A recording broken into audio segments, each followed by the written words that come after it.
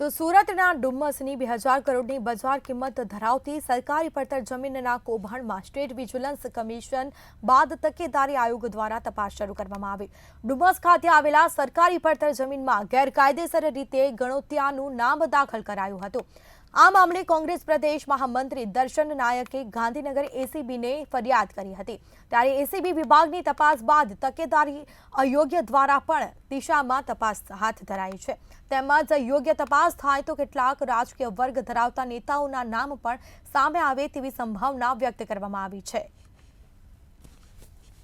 અમો દ્વારા પણ માનનીય મુખ્યમંત્રી શ્રી હોય, તકેદારી આયોગ હોય, વિજિલન્સ હોય, આ તમામ જગ્યાએ એસીબીમાં પણ મારા દ્વારા ફરિયાદ કરવામાં આવી હતી અને ફરિયાદના અનુસંધાનમાં મને હાલમાં જ પત્ર મળ્યો હતો કે એસીબીએ પણ મહેસૂલ વિભાગને એમના ખાતાકીય વિભાગને એક રિપોર્ટ કરવા માટે તાત્કાલિક અસરથી પત્ર લખ્યો છે કે આ બાબતમાં જે કોઈ ગેરરીતિઓ એના પુરાવા હોય એ સમગ્ર પુરાવાને તાત્કાલિક અસરથી અમને જાણ કરી આગળની કાર્યવાહી કયા પ્રકારની કરવી એ પ્રકારનો પત્ર લખ્યો હતો।